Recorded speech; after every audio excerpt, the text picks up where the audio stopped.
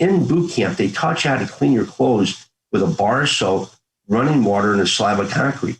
Little did I realize that one day I would have to know this. I love challenge, and the challenge I got, that's for sure. Welcome to Diesel Stories. In today's episode, we talk with Rocky Sickmann, survivor of the Iran hostage crisis and an executive with Folds of Honor, a charity that provides educational scholarship assistance to spouses and children of fallen or disabled service members. I'm Jacob Finlay, along with Chris O'Brien.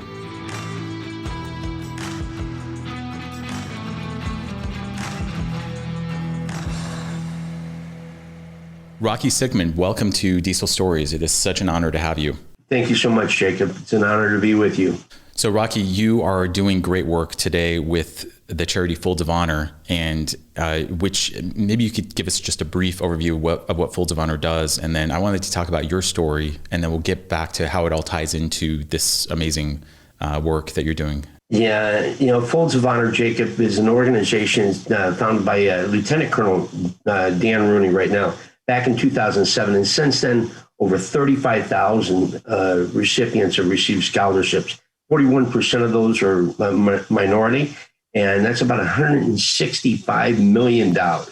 And so there in the state of Arizona, you've got about 85 recipients, and there's about $415,000 that Folds of Honor provides. So it provides scholarships to families of fallen and disabled military. And what a great therapeutic job for me after what I went through in my past.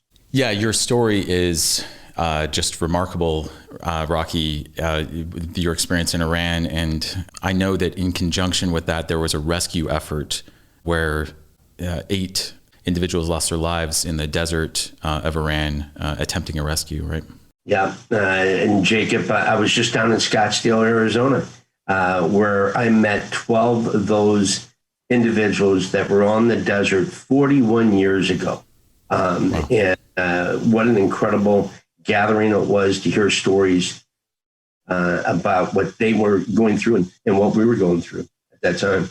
Yeah, that's awesome. So Folds of Honor essentially, is providing opportunity for the next generation beyond these people who, either gave their lives or were seriously injured or disabled in conjunction with their service. It's just an amazing charity. Well, Jacob, I can tell you that there's not a day right now that goes by I don't think about those 8 individuals. 8 individuals, and plus the other 90-some individuals that had the guts to try to come over to regain the hostages' freedom. And that's what the American flag represents, is freedom. Little did I realize that we would be stripped our freedom, our dignity, and our pride. But after coming home, I found out about those 8. And as I told those guys when I recently met them, I will never forget. When I think I'm having a bad day, the man upstairs, he sends me a message, the number 444. When I'm having a bad day, not too long ago, I had to catch an early morning flight, going through a convenience store, and I get a breakfast bar, a banana, and a water. I go up to pay, and I owe $4.44.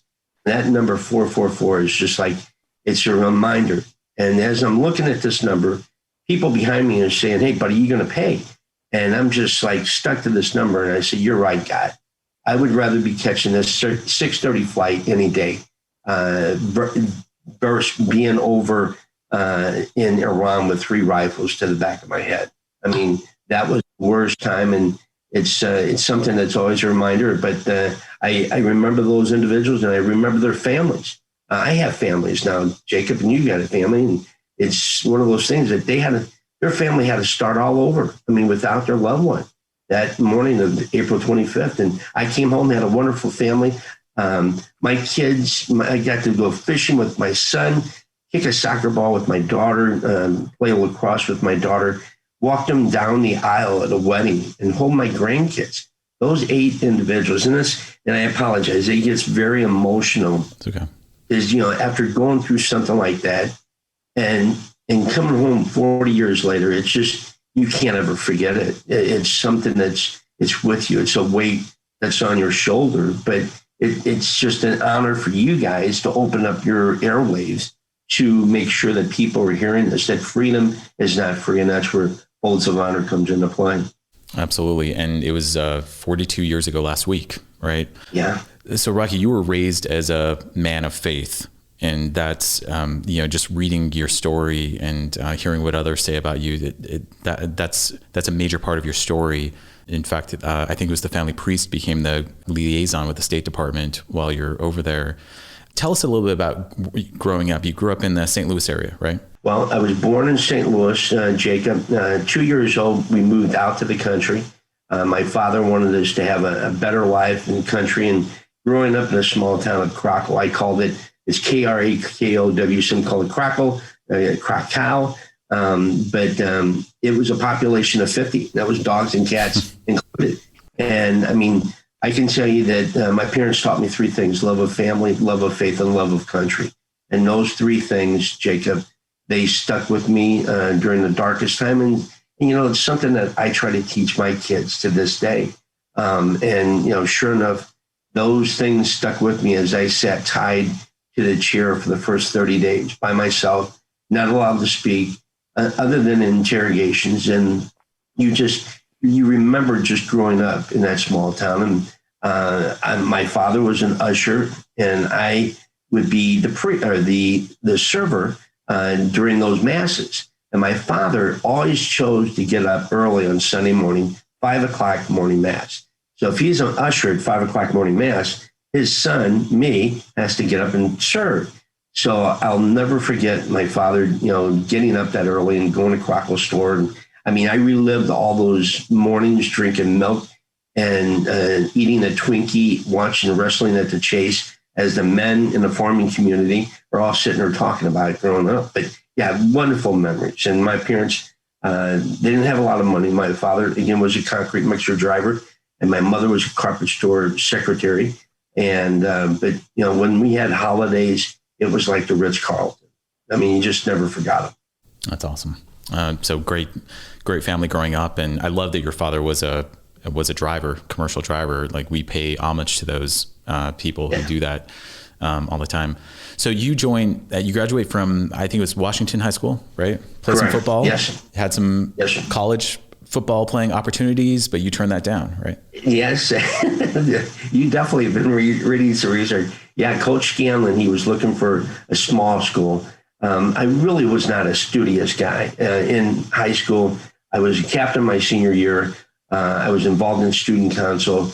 I really didn't know what I wanted to do. And so one day, reading the New York Times magazine at home, I basically went over to Union, Missouri, and I told this recruiter, I said, I want to do this job. And it was a picture of a Marine in front of an American embassy, see the world joining the Marines.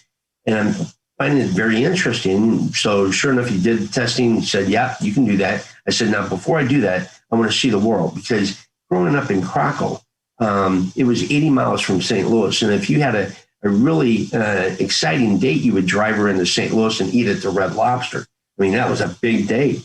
And so there wasn't much in our small town of Washington. I think we had one street light.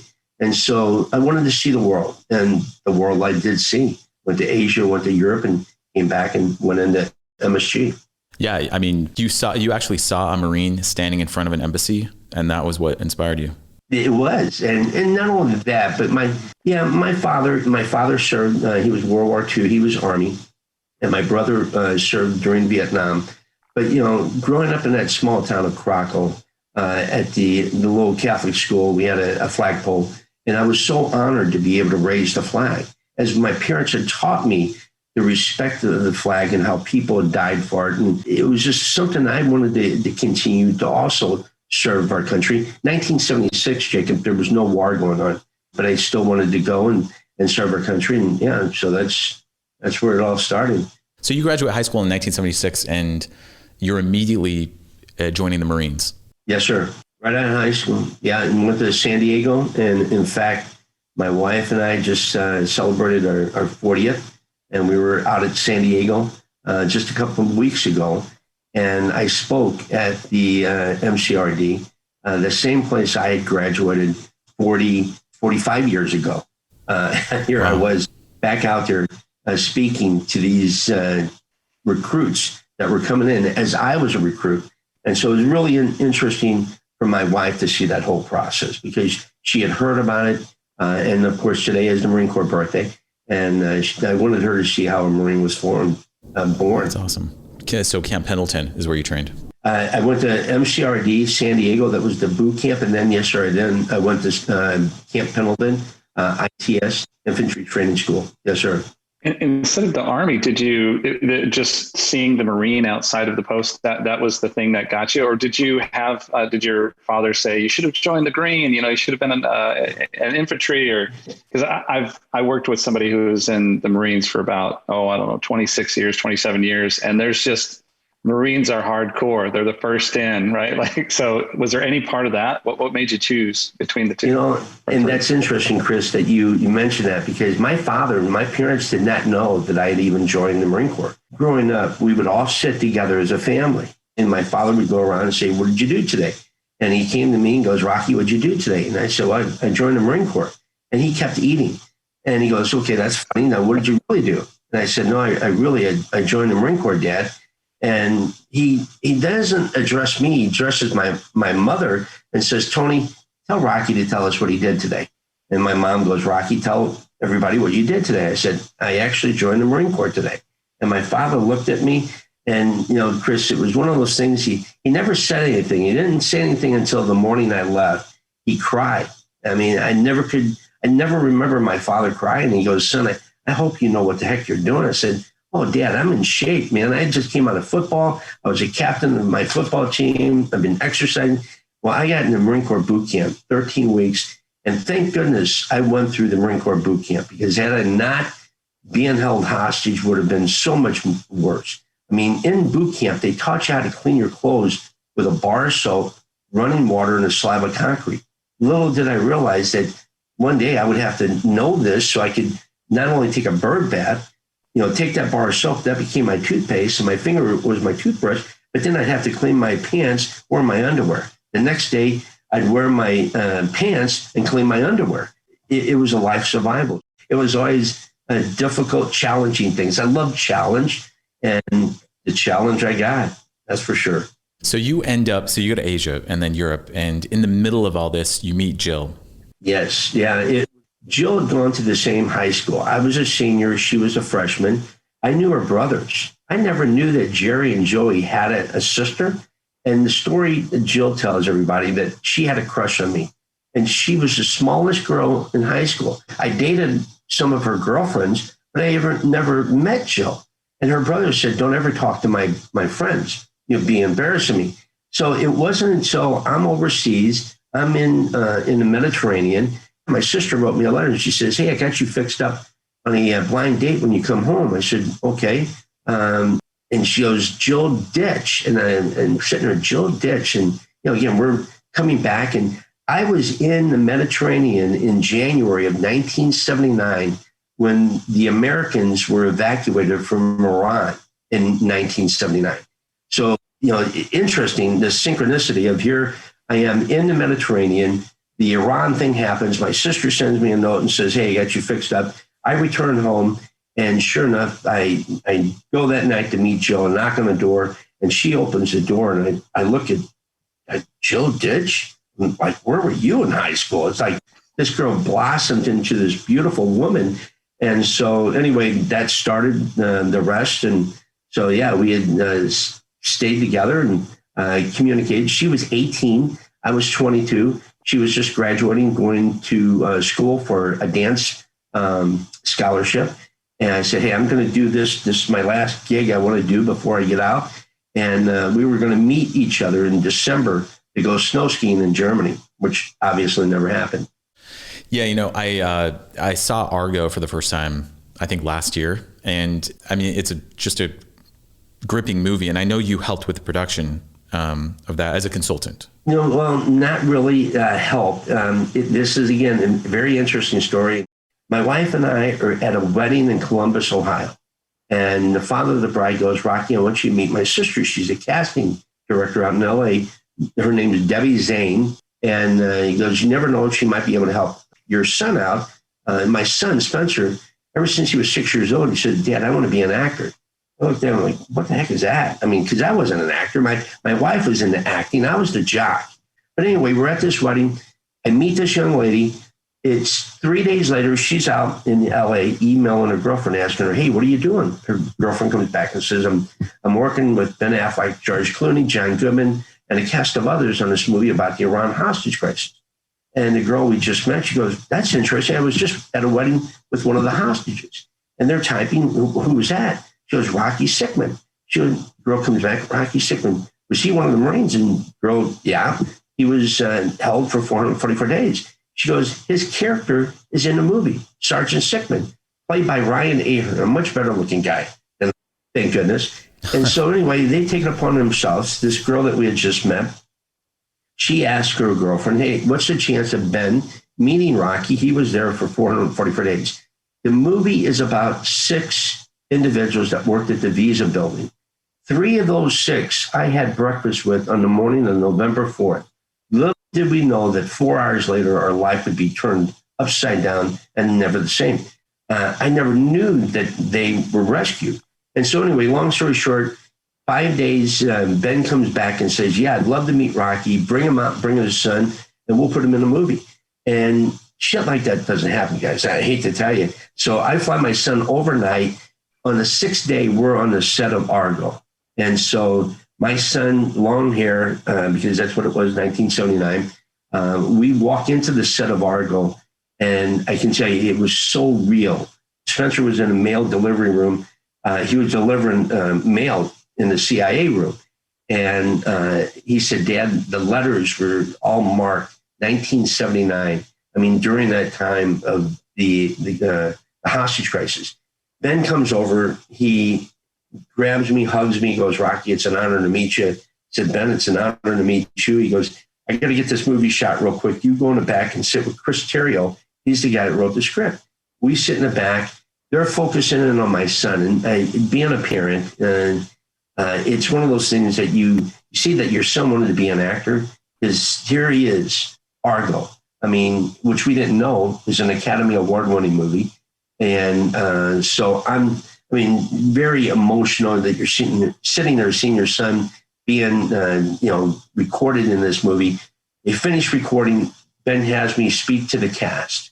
And so it was an honor to speak. And so we went to the red carpet premiere, and then got to go to the Canadian Embassy in DC, where I met Ken Taylor. Ken Taylor was the Canadian ambassador. I was playing a lot of tennis back then, and there was a clay court, and the ambassador saw I was a pretty good tennis player. He asked me, goes, Rocky, would you be my partner? I said, sir, I'd be honored. Who do we have to play? And he goes, we have to play the Canadian ambassador and his assistant. A week before we're taken hostage, Bruce Langdon, our charge d'affaires, and I smoked Ken Taylor and his assistant. Little did we know, a week later, he would rescue our 6 people, which created the movie Argo, and the rest is history. I mean, just a great movie, and Ben was a great guy. It was an honor to be on the set. And you guys had no idea those 6 people left the Visa building and ended up over there? Yeah, Jacob, the morning of November 4th, when we were stripped our freedom, our dignity, and our pride, that morning, you knew that there were about 65 people at the American Embassy. It wasn't until 444 days later, January 20th, 1981, when they took us from the room. I mean, the first 30 days, I was tied to a chair. For the first 30 days, my arms were tied to the arms of the chair. My feet were tied to the feet of the chair, other than your interrogations where you allowed to speak. And if you've ever gone through a difficult time in your life, they put you in front of a plate of food. Well, you didn't feel like eating. I mean, it was the least thing that you felt like doing. You didn't know if you were going to live or die morning, noon, or night. And so it was 444 days later. They come into our room. We were locked in a room for 400 days, went outside 7 times out of 444 days. We went outside 7 times. You know what? Every morning I take a shower now. You know why? Because I can't. It took 2 months before I could even take a shower. That's why I had to do a bird bath.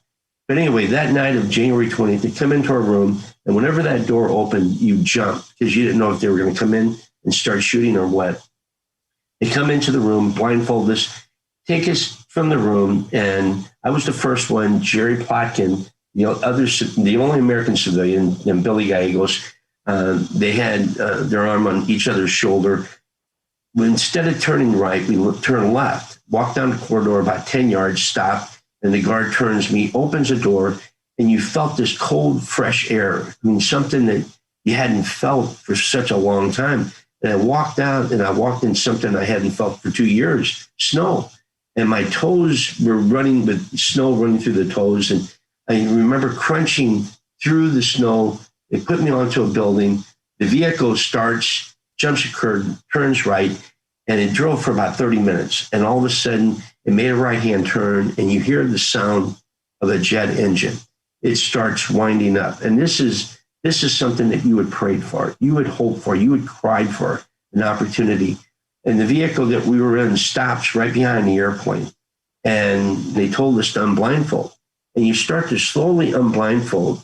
And here you are seeing people that you hadn't seen for over 444 days. And before you had a chance to really say anything, they start grabbing you and they open it up. And we were like in a stripped out school bus. And they start chanting "Death to America," spitting on us as we were boarding this back of a tail of an airplane. We get onto an airplane, and a young girl, I hadn't seen a woman in 444 days, young girl, she takes me, walks me up and sits me down. Here you are freed. And you would think that you'd be excited, right? Well, you're on this airplane and people are coming on and you're like kind of concerned, like, is this plane really going to take off? I mean, they're chanting "Death to America," and you're boarding an airplane. It doesn't go well. All of a sudden, they start closing the door, and you start looking around and you say, whoa, wait, where's Jacob? Where's Chris? Where's Josh? Where's Aaron? Where's Judy? Where's Debbie? Where's everybody else? Because you had no idea this whole time. You weren't like interacting with each other, no. Sharing notes, nothing like this, reading the newspaper. No, you didn't know that they had released others a year earlier, and that we were the last of the 52 of the so-called 65, I think there was, at the American Embassy. And you could not, nor would you want to leave anybody behind in that shithole. And they assured us, they go, no, everybody is accounted for. And, but yeah, so had no idea. And then the plane takes off. Well, that's it. No, it doesn't take off yet. That airplane arrived on January 17th when President Carter released $8.3 billion with a B, not an M, a B, billion dollars. They delivered the cash. That airplane flew in right behind the cash. That airplane sat there for 3 days. And you have to give the Islamic Republic of Iran, the mullahs credit. I mean, they're thugs.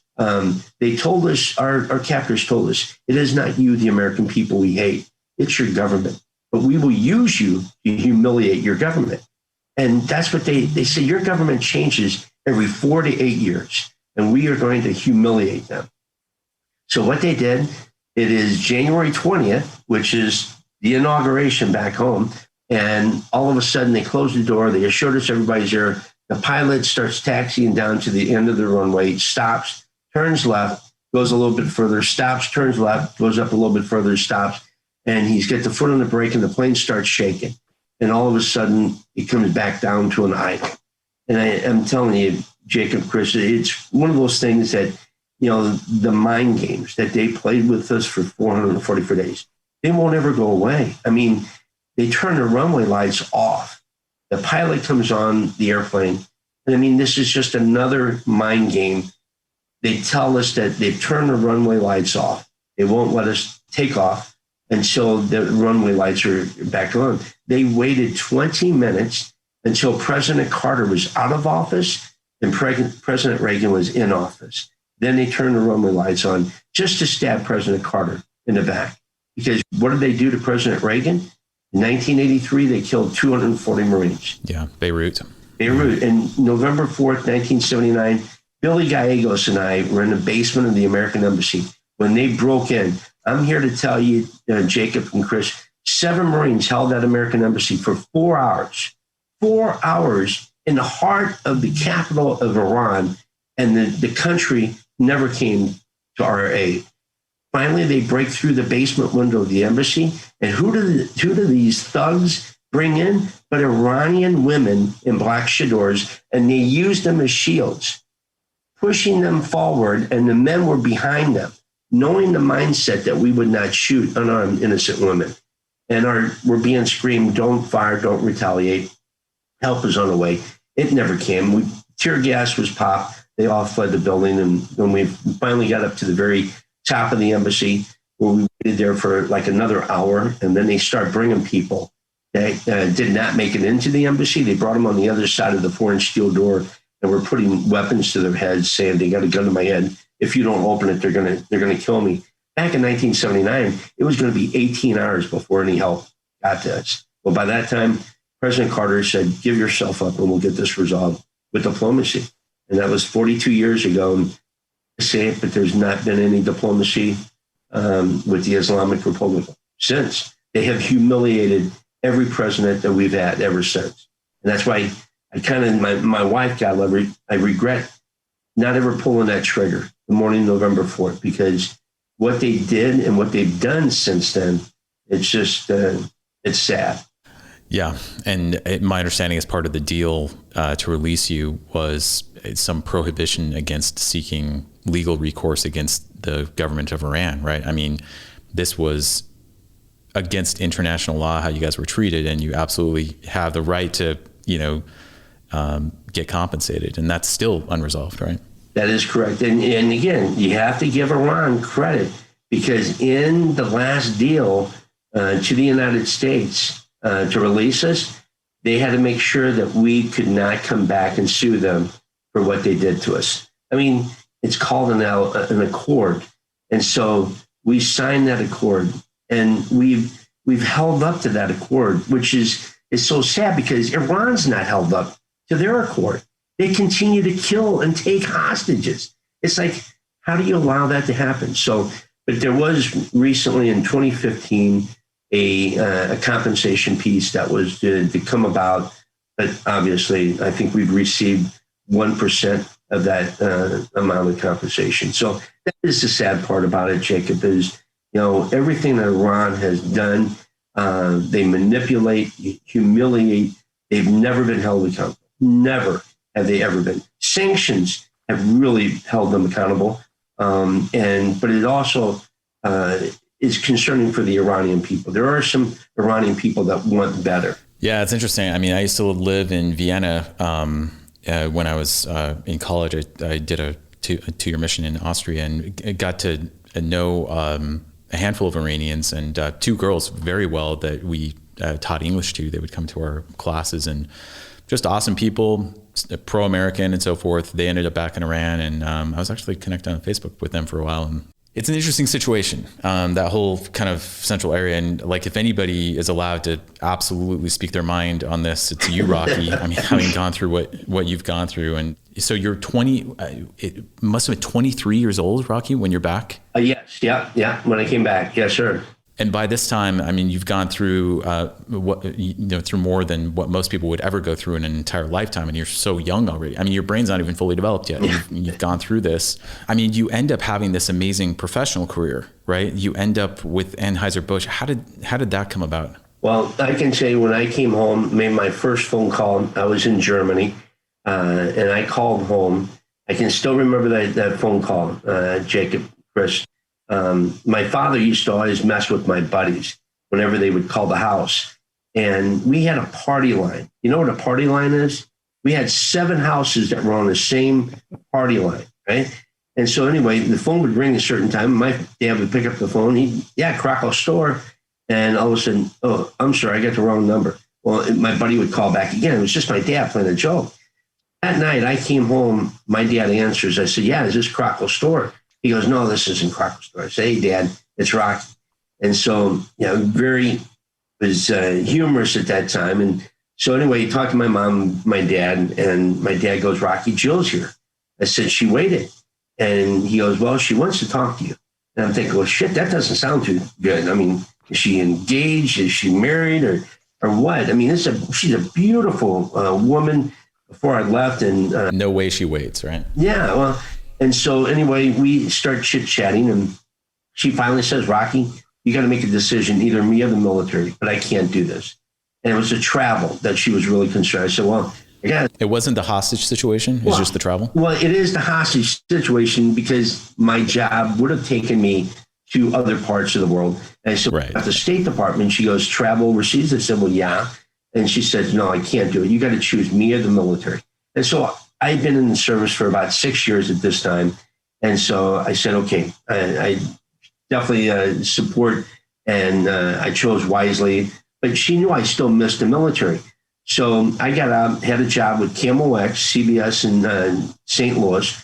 And so going to night school, I then landed a job with Anheuser-Busch in 1982. I hear that they have a program that helps to support the military. They sell beer to the military bases around the world.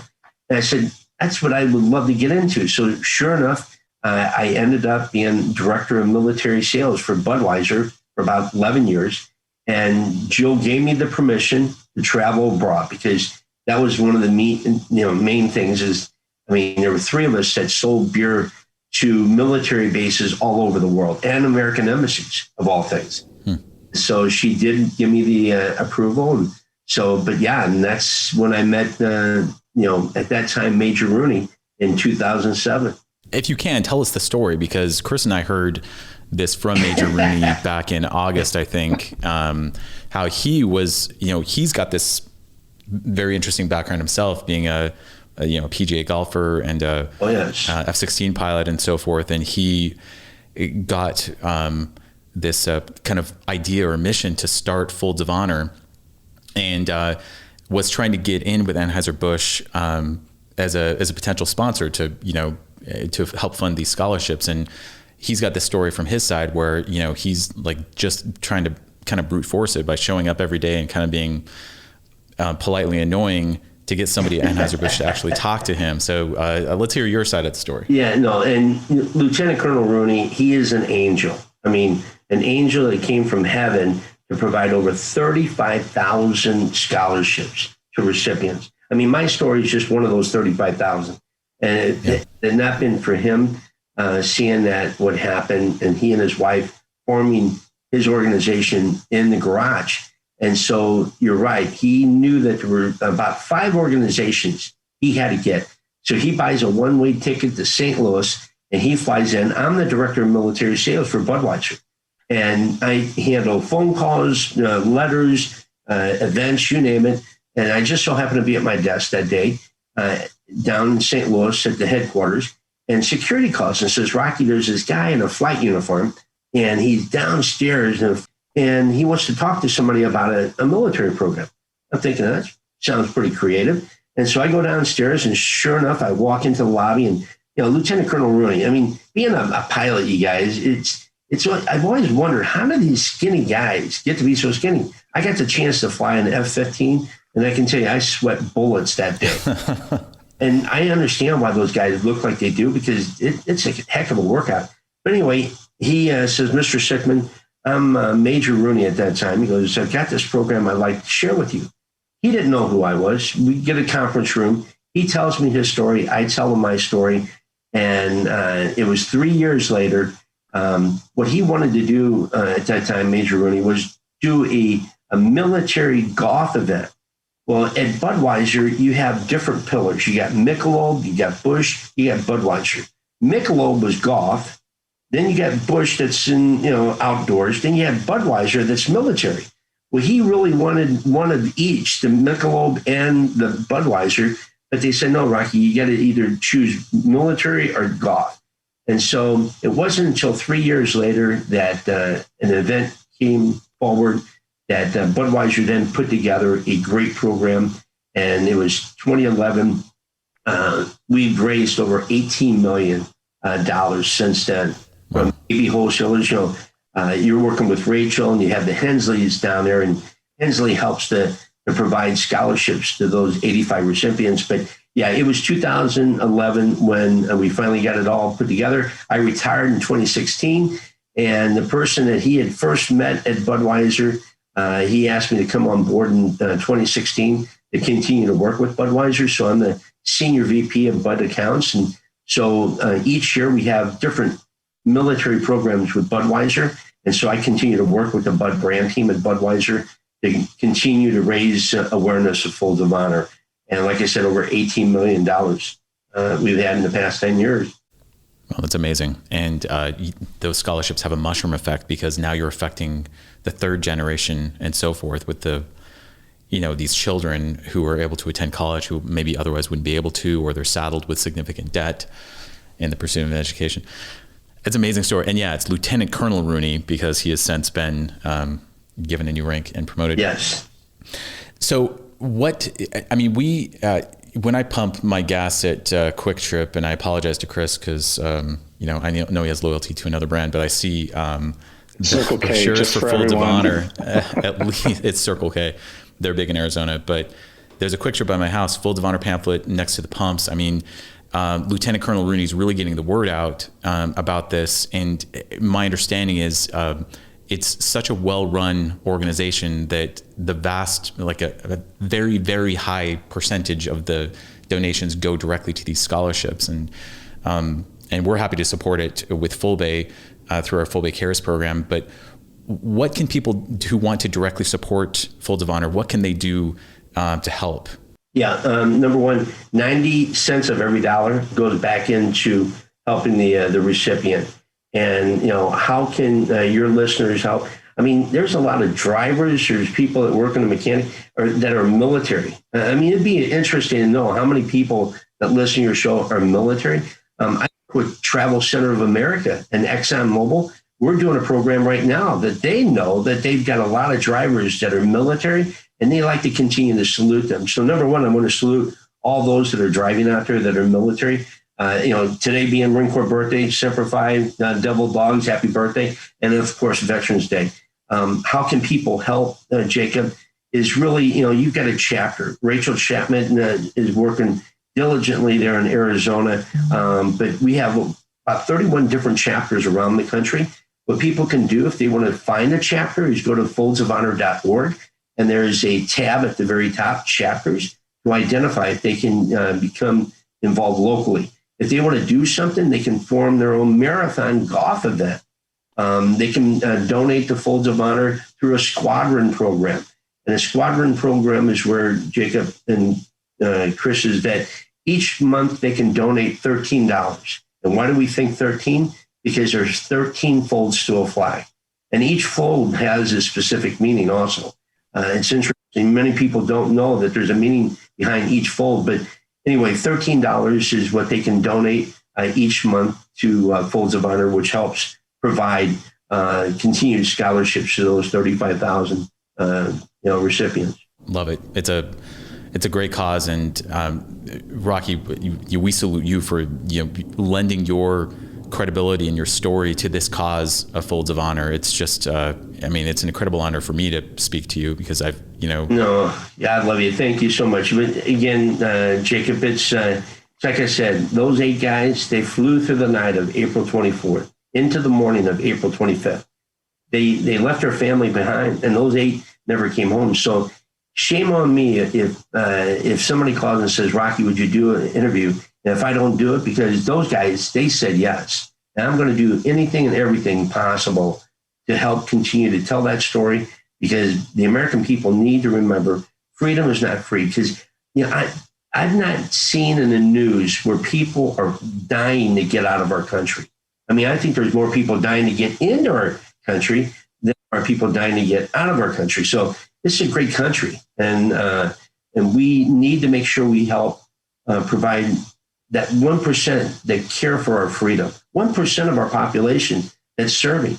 It's Thanksgiving. It's the holidays coming up here, guys, and I can tell you, I spent five holidays out of town overseas. And I tell you, you remember your loved ones back home, and there are many loved ones that are going to be away from their loved one this holiday. So it is something I truly appreciate, Jacob, you and Chris, to continue to help support Folds of Honor, because together we will continue to provide these scholarships to these recipients. So I salute you guys. Thank you so much, Rocky. We're proud to support Folds of Honor through Full Bay Cares, and the website is foldsofhonor.org. You can donate there or become involved in a local chapter. And Rocky, Great speaking with you. Thank you for your time and thank you for your service. And look forward to continuing to watch you and the organization make a big impact. Well, thank you again, you guys, for spreading the word. Thank you. Thanks for listening to this episode of Diesel Stories Podcast. Be sure to subscribe and check out dieselstories.com for more episodes.